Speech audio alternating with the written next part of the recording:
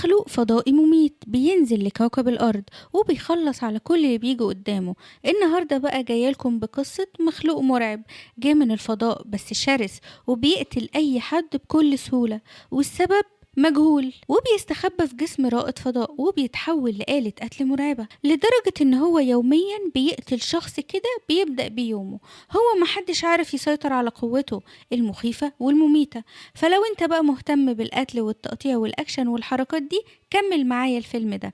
بتبدأ أحداث الفيلم سنة 1983 في السفينة الروسية المعروفة باسم ماتينو، وبيكون فيها رواد فضاء ستان وكواستا اللي كانوا تعبانين بعد رحلتهم الأخيرة من المريخ واللي استمرت لشهور طويلة، وكانوا أخيرا راجعين للأرض لحد لما فجأة لقوا حاجة غريبة كده على سطح السفينة صدمتهم جدا. في مكان تاني في روسيا منطقة كلها تلج، وبنلاقي مظلة فيها شخص نازل من السماء وسفينة بتكسرها، وبنعرف ان دول رواد فضاء اللي نزلوا من السفينة في اللحظة الأخيرة. وكان في راجل عجوز كان معدي من ناحيتهم وشاف جسد ستان، وكوستا كان مصاب بإصابات خطيرة جدا، والواضح ان هو اتعرض لهجوم قوي من شيء مجهول، وده باين من منظره المدمي والمخيف وعيونه السوداء. لكن صديقه ستان فكانت رقبته مقطوعة. بنروح بعد كده للطبيبة النفسية واللي بيكون اسمها تيانا اللي كانت الإدارة بتعاقبها بسبب طرق العلاج الغريبة،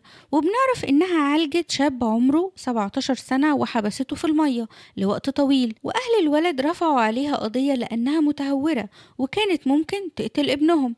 ولكن تيانا عرفتهم إن الطفل كان لازم يحصل له كده ويقعد في المية لأطول فترة ممكنة علشان يتعالج من فوبيا البحر اللي عنده. بس المديرة قالت لها إنها لو ما غيرتش الطرق العلاج الغريبة دي هتتوقف عن العمل تماما وهيسحبوا منها كمان رخصة مزاولة المهنة. وطبعا هي زعلت من كلامهم علشان بالرغم من طرق علاجها الغريبة بس كانت بتنجح مع كل المرضى، خاصة مع الحالات الصعبة اللي ما نفعش فيها دكاترة كتير بتنجح معاها بكل سهولة. وبنلاقي بعدها ضابط الجيش نيكول كان بيراقبهم كده أول بأول. لما المحكمة خلصت بيروح لتيانا، هو بيعرفها إن هو محتاجها في قضية مهمة وتقدر تعالج المريض بالطريقة الغريبة بتاعتها، ولو نجحت في العلاج ده هيمسح كل التهم الموجهة ضدها وبعد كده تقدر تكمل شغلها من غير أي مشاكل.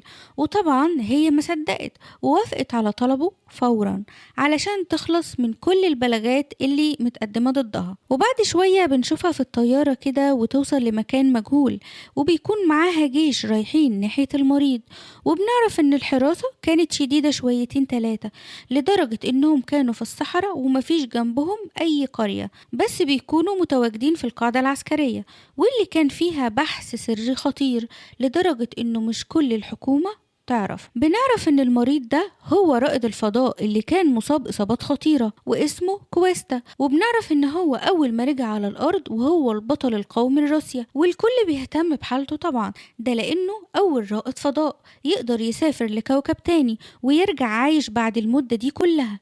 وبنعرف ان الجيش مخبي اللي حصل عن الشعب الروسي ومعرفوش حد ان هو مات، وعرفوهم انهم بعتوا البطلين لرحلة تانية عشان يقدروا يتكيفوا مع الغلاف الجوي للأرض. لكنهم طبعا كانوا حاطين كويستا في أوضة الحجر الصحي لكام أسبوع كده لحد لما تيانا تنجح في علاجه. وبتوصل تيانا لمكانه وشافت الجيش كله قريب منه متوفر ليه كل الأمان جوه الأوضة. وبنشوف الدكتور ريجول اللي بيحاول يعالجه باستخدام التنويم المغناطيسي بس فشل تماما ومنفعش معاه. تيانا بتاخد الشاي بتاعها وتدخل لكويستا اللي ما كانش طايق نفسه علشان كل يوم يجيبوله دكتور جديد ومحدش عارف يساعده ولا حتى يفهموا حالته الغريبة.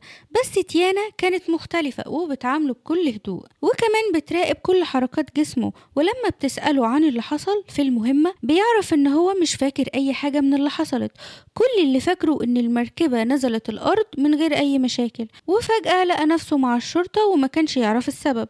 وبعدها بيكتب لها عنوان اهله علشان تطمنهم ان هو لسه بخير وانه كمان لسه عايش.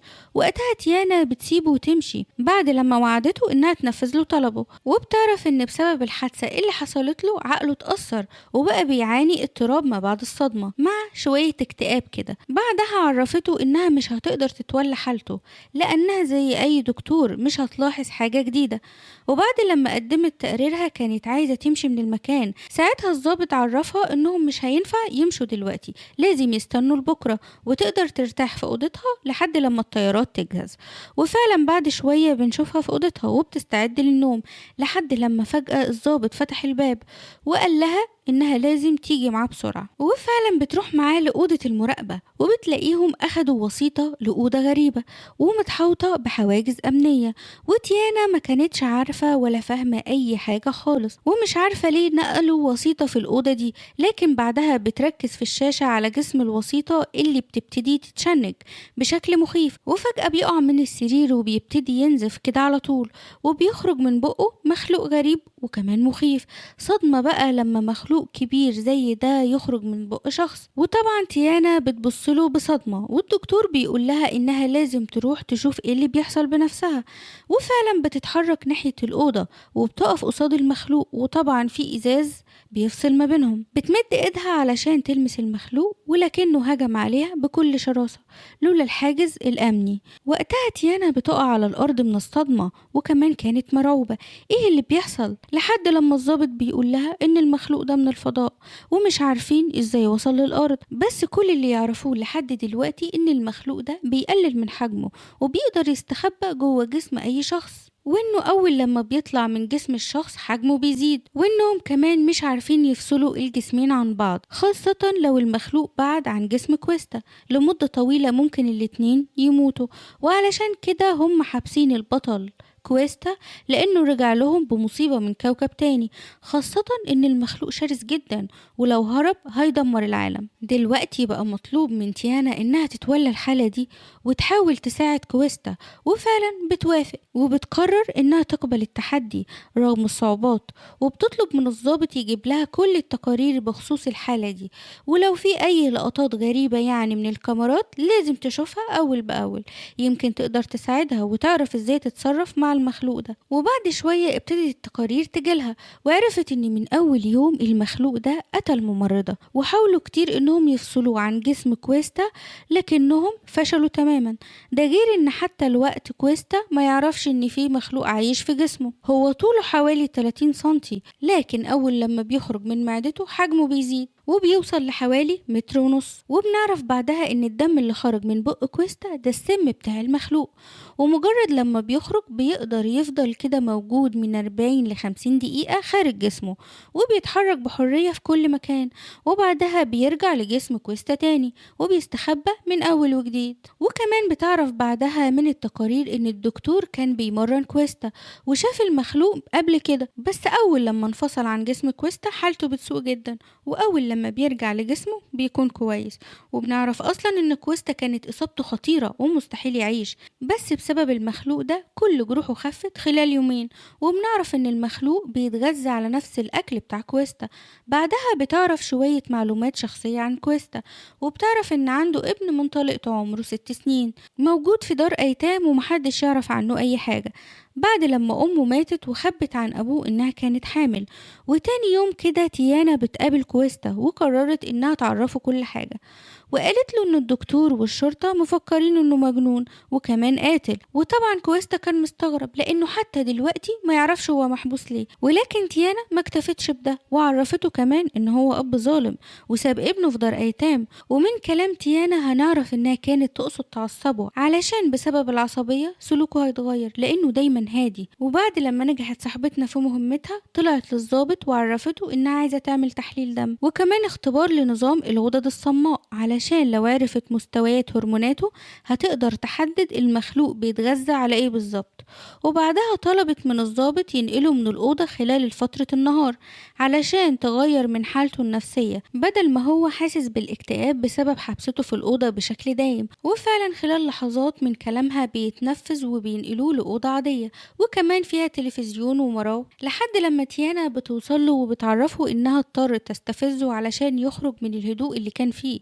وقتها كويستا بيفتكر ابنه بيعرفها إن طليقته خبت عليه معرفش بيه إلا بعد لما ماتت، بس قرر بعد لما يخرج من هنا يخرجه من دار الأيتام، خاصة إنه عاش 5 سنين وما يعرفش إن ليه ابن أساسا. المهم بالليل بيرجعوه للأوضة والمخلوق الفضائي بيبدأ يخرج منه تاني، بس المرة دي تيانا كانت قاعدة قدامه وبتحاول تتواصل معاه، وبيفصل بينهم حاجز زجاجي، وابتدت تعمل شوية حركات كده والمخلوق ابتدى يقلدها، ولما شافته هدى شوية قررت تدخله وحاولت تلمسه، لكن المخلوق بيخاف منها وبيهاجمها لدرجة انه كان هيقطع رجليها، لكن الجنود اتدخلوا في اخر لحظة وسحبوها من قصاده بسرعة. وبعد لما بتفوق بتقابل الضابط وبتعرفه ان المخلوق واعي بكل حاجة حواليه وبيفكر بنفس طريقة كويستا، بس معرفتش ليه المخلوق هاجمها. بعد شوية بتروح لأوضة المراقبة وبتلاحظ حاجة غريبة في المخلوق، وقتها بتسأل الدكتور عن الفرق بين هرمونات كويستا وهرمونات المخلوق،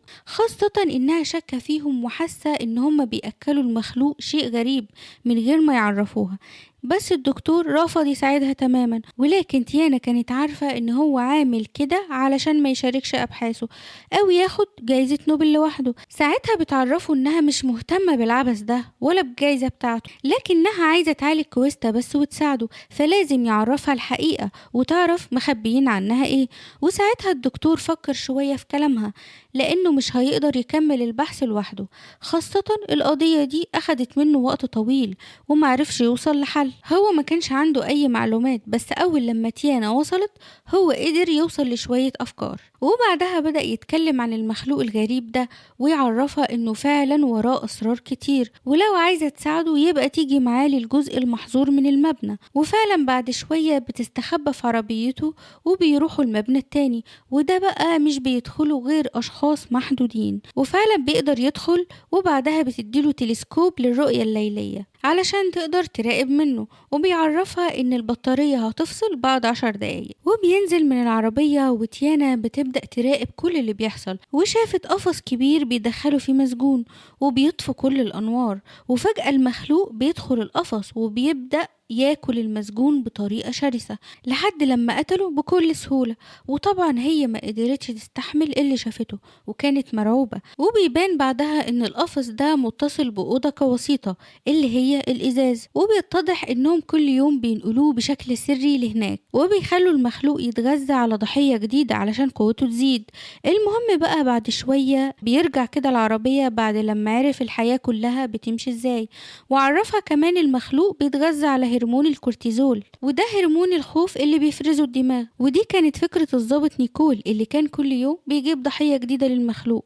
وطبعا لما المسجون بيخاف وهرمون يشتغل ده بيساعد المخلوق ويخليه أقوى، وده بقى بعد لما شكت في حالة الوسيط إنه تعافى خلال يومين، وده شيء مستحيل لأي شخص عادي. المهم بقى تاني يوم تيانا بتروح للوسيطة وبتبدأ تتكلم معاها وعرفتها معلومات عن المخلوق ده واللي الحكومة بتعمله. بعد كده قال لها قابليني في المبنى بس الساعة 1 بالليل، وفعلا بالليل الممرضة بتديله منوم، بس أول لما بتخرج بيرمي بسرعة وبيطلع يتكلم عن الممرضة وبيدخلها قطة، وبعد لما بتشوفها مغمى عليها وبيبدأ يفك التلفزيون ويطلع منه مغناطيس، وبنعرف انهم بيحاولوا يهربوا من كاميرات المراقبة من غير ما الحارس يشوفهم.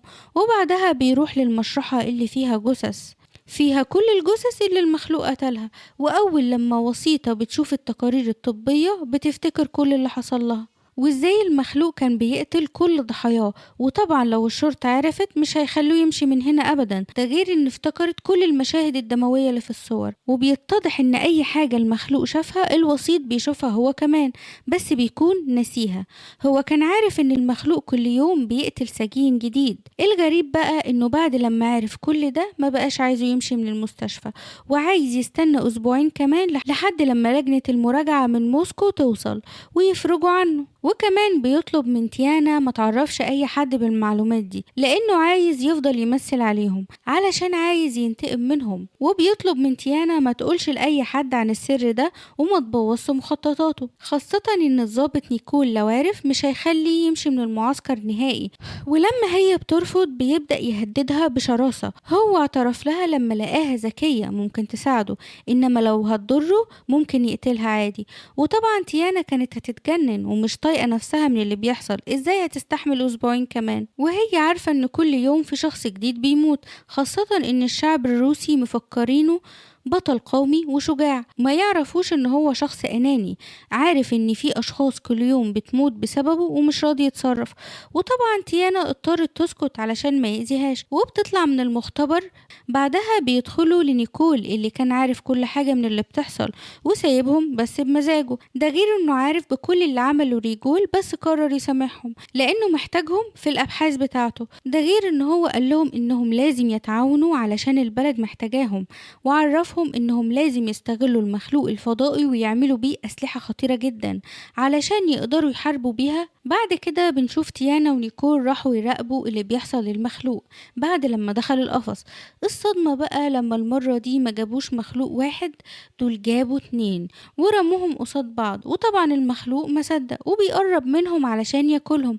بس المرة دي تيانا بتتهور على الآخر وفتحت القفص ودخلت للمخلوق علشان توقفه. المخلوق المرة دي مش بيهاجمها ولا بيأذيها، وهي دي كانت الصدمة بسبب ان كويستا ابتدى يتعامل معاها، والمخلوق بيقلد كويستا في اي حاجة بيعملها، حتى التفكير والمشاعر بتحصل له. وعشان كده المخلوق اعتبر تيانا صديقته وبصلها بكل هدوء من غير ما يأذيها، وحتى ما هجمش على المساجين وكان قاعد قصادها بكل هدوء. الغريب ان كويستا بيبدأ يفوق من الإغماء وبيكون حاسب كل حاجة بتحصل له. المهم بقى تيانا بتبدأ تغني بنفس الأغنية اللي كويستا بيحبها، وكان كويستا بيتفاعل معاها وبيبدأ يغنوها هما كمان. بس للأسف استغل الهدوء ده وقرر يهرب من القفص، لكن فجأة المخلوق بيحس بيه وبيجري عليه بسرعة وبيبدأ ياكله بكل شراسة. وبعد كل اللي شافته ده نيكول مهتمش بالليلة دي وبيسألها إن كان كويستا بيقدر يتحكم في المخلوق ده ولا لأ. ساعتها تيانا بتعرفه إن ده كائن فضائي مش قطة رومي، يعني أكيد صعب يسيطر عليه بشكل كلي، ومحتاجين وقت كبير علشان يخلوا كويستا يتحكم في المخلوق. بس كالعادة نيكول مهتمش بالرغي ده وقال لها أنا هديكي الوقت والمكافأة اللي انت عايزاها، بس تشتغلي وتشوفي لي طريقة إن كويستا يتحكم في المخلوق علشان محتاجينه، وكمان محتاجين يفصلوه عنه. تاني يوم بتقعد قدام الأجهزة وبيكون معاها حارس لحد ما راجل بيدخل لها. ساعتها بتبدأ تتكلم معاه باللغة اللاتينية اللي أنا وانت ما نفهمهاش علشان الحارس ما يفهمهاش هو كمان، وطلبت منه المساعدة هي وكويستا إن هما يهربوا من هنا. الصدمة بقى إن الدكتور عرفها إن رائد الفضاء اللي كان اسمه ستان كان مصاب بكانسر، وده طبعا مرض خطير، وستان شخصيا ما كانش يعرف، بس المخلوق الفضائي كان عارف كويس، علشان كده اختار انه يفضل في جسم كويستا اللي ما فيهوش اي امراض. بس مع ذلك تيانا كانت عايزة تهرب من هنا بأي طريقة، وقالت له يا ريت يكون عندك دم وتساعدني بدل ما انتوا كلكم راضيين بقتل المساجين بالطريقة الصعبة دي. وقتها بقى الدكتور عرفها انه مستعد يساعدها، بس خايف في نفس الوقت من نيكول اللي هيعمل منه شاورما لو الاتنين دول هربوا. بس اخيرا بعد اقناع وافق يساعدها انها تهرب من هنا. بنشوف تيانا قدرت تدخل أوضة كويستا اللي كان قاعد على الأرض ومكتئب على الآخر، لحد لما بتعرفوا إنهم هيهربوا النهاردة من هنا وإنه لازم يجهز نفسه كويس. بس بعدها بتعرف إنها لازم تفصل المخلوق الفضائي عن جسمه الأول، وبنعرف إن خطة تيانا إنها تحقن مادة كيميائية قوية حبتين في جسمه، والحقنة دي فيها مزيج كتير بين أدوية كتيرة لكذا مرض زي السرطان، وده هيخلي المخلوق يضطر يخرج من جسمه زي ما رفض يدخل جسم السيان. وده طبعا عرفته لما اتأكدت ان المخلوق ده مش بيظهر غير بالليل، لكن بالنهار بيستخبى في جسم كويستا. المهم بعد شوية اتفقوا على خطتهم، وبنشوف الجنود مغمى عليهم، وده طبعا بسبب المخدر اللي هم أخدوه بمساعدة الدكتور ريجول. في نفس الوقت بنشوفه بيتصل بالقيادة الملكية العليا وبيعرفهم ان الضابط نيكول بيعمل تجارب غير قانونية وإنه بيعرض حياة المساجين للخطر. في نفس الوقت هربوا هما من كاميرات المراقبة. بنشوف الاتنين اللي بيهربوا من المبنى بمساعدة الدكتور ريجول، وطبعا الشرطة ما بتخبيش عليهم حاجة، وعلشان كده نيكول عارف إن الولد ريجول بلغ عنه، وبعد كده جاب السلاح بتاعه وضرب عليهم نار بكل غضب. الشر كبير وما اكتفاش بكده، لا ده كمان أمر الجنود بتوعه إنهم يعتقلوا كويستا وتيانا. طبعا تيانا كانت كانت مرعوبة بما إن هي السبب في كل ده، وكويستا كان واقف قصادها علشان يحميها منهم ساعة لما الجنود بيحوطوها من كل مكان وبيستعدوا علشان يقتلوهم ويضربوا عليهم نار. بسبب كل اللي بيحصل ده كويستا طلع الحقنة الكيميائية وحقن نفسه بيها وابتدى يحس بأعراض مرض السرطان. وبعد لما حس بألم شديد عيونه بدأت تتحول للون الأسود، وفجأة المخلوق بيظهر كده في مكان وبيبدأ يقتل فيهم بكل شراسة. وبسبب كده الاتنين قرروا يهربوا بسرعة ويسيبوه يتعامل معاهم، ودخلوا العربية وتيانا بتبتدي تسوقها بسرعة وهي بتحاول تهرب من الجنود.